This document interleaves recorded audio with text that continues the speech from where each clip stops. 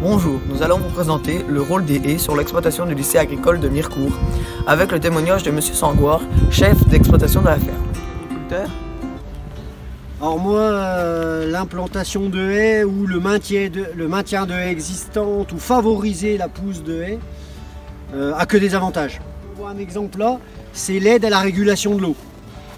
Donc ça va permettre de ralentir l'eau sur l'exploitation, de la garder plus sur l'exploitation.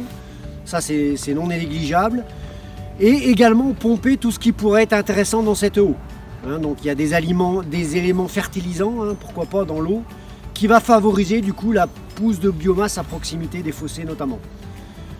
Mais c'est aussi un très bon régulateur dans l'aide à l'eau à s'infiltrer plus profondément.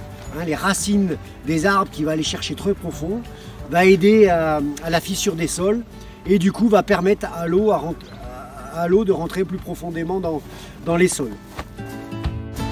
Moi, la haie, je protège la biodiversité et je fais en sorte de donner un abri aux animaux qui en auraient besoin.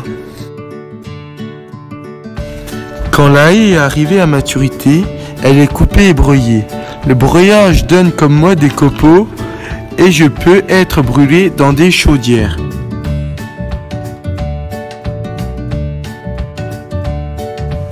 En effet, moi, le mouton, je suis une bonne partie de l'hiver dans les prés, même quand il fait froid. Alors, la haie me protège du vent et de la pluie. Après, c'est bien sûr un élément indispensable du paysage. Tout ce coteau qu'on aperçoit derrière, il n'y avait plus un seul arbre.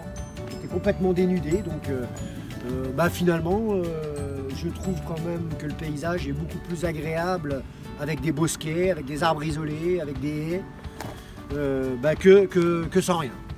Et c'est pourquoi d'ailleurs on essaye, nous, quand on replante, de mettre un maximum de types d'essences différentes sur ces secteurs-là. Voilà. Nous arrivons à la fin de cette vidéo et nous tenons à remercier M. Sangoire pour son interview.